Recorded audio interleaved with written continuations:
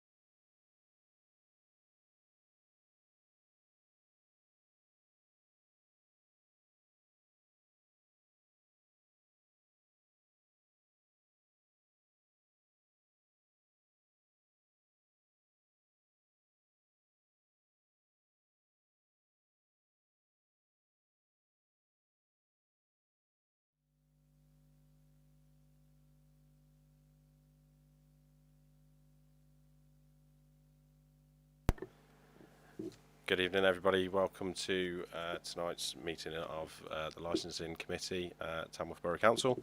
I'd like to welcome all members back to our first face-to-face meeting for what's been, it feels like forever. I think it's been nearly a year and a half or so. So welcome back, everybody. It's nice to see some returning faces to the committee and also nice to see some new faces as well. We'll move straight into the agenda, tonight's agenda. I've got apologies for absence. I've received apologies from Councillor Robert Pritchard, Councillor Alex Farrell and Councillor Michelle Cook. Have we got any other apologies for absence? I'll take silence as none. Minutes of the previous meeting, is it your wish that I sign them as a true record? All those in favour? That's carried. I'll sign that. Thank you, everybody. Any declarations of interest? I'll just remind members that it is your responsibility to declare any interests. When you're declaring a pecuniary or non-pecuniary interest in respect of which you have dispensation, you should specify the nature of such interest. And you should leave the room if you have the pecuniary or non-pecuniary interest in respect of which you do not have a dispensation. I don't believe we've got any. Looking around, no, we're good. Okay, so we'll go into agenda item number 4, which is the proposed extension of the Gambling Act 2005 Statement of Principles, Policy Statement 2022 to 2024, and I'll hand over to the Assistant Director of Growth and Regeneration. Gareth, over to yourself.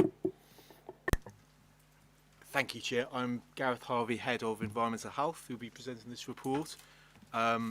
The Gambling Act 2005 requires the Council to prepare and publish a statement of the principles or policy statement that it proposes to apply in exercising its functions under the Act. The policy statement in the appendix under the Act lasts for a maximum of 3 years, but can be reviewed and revised by the Council at any time. The Government are currently reviewing the Gambling Act 2005 and we are expecting new legislation and guidance to be issued imminently. Having sought legal advice, the current policy is being reviewed and there are no changes or amendments currently required. It is proposed that the committee agree to extend the current policy in force for a further 24 months until 31st of January 2024. A new policy will then be prepared and consulted on as soon as the new legal provisions come into force.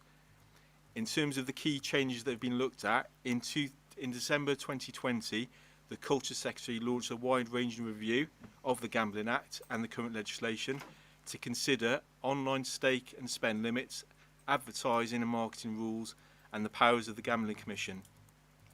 The review has been carried out to ensure the regulatory framework can protect children and vulnerable people, prevent gambling-related crime, and keep gambling fair and open in the digital age. As gambling has changed significantly over the last 15 years, the review has considered online restrictions, marketing, the powers of the Gambling Commission, protections for online gamblers like stake and spend limits, advertising and promotional offers, and whether extra protections for young adults are needed. This review closed on the 31st of March 2021, and we're due to receive an update on the proposed new changes and legislation imminently. As a licence authority, the Council is required under the Gambling Act 2005 to prepare and review every 3 years a statement of policy and principles that they propose to apply in exercising their function under the Act. The Council's current statement of policy was approved by the Committee and subsequently Council in December 2018 and came into effect on 31st of January 2019. Ordinarily, a new policy would be published on the 3rd of January 2022 and come into effect on the 31st of that month. As said previously, the current policy has been reviewed and is not proposed to make any current changes until we have sight of the new legislation and Gambling Commission guidance. Having sought legal advice, it's been recommended that we should ask the committee to agree to extend the current policy for a further 24 months, and this will allow us then to prepare and consult on the new policy under the new legal provisions. The report also covers financial, legal and other risk implications, which you can see in the report, and it is recommended to the committee that you agree to extend the current policy and statement of principles until 31st of January 2024. Thank you, Chair. Thank you, Gareth. Does anybody have any questions for Gareth on the report in front of us tonight?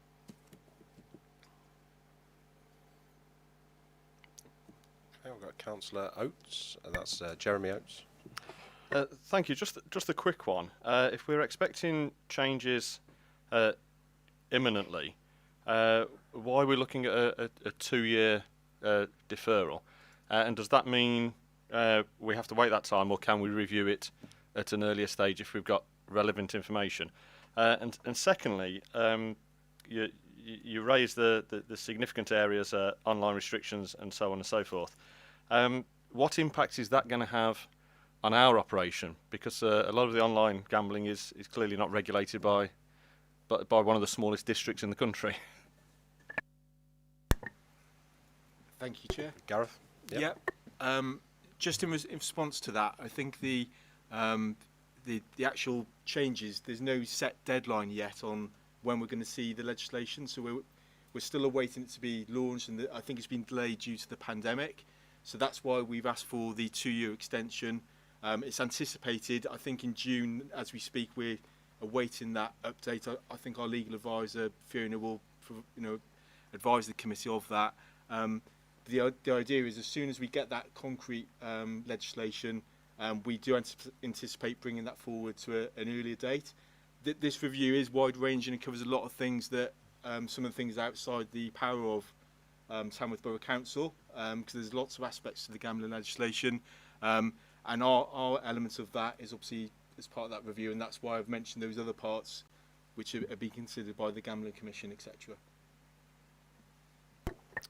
Thank you, Gareth. You got anything to add, Jeremy? No, I'm happy with that. Thank you, Mr. Chairman. Thank you.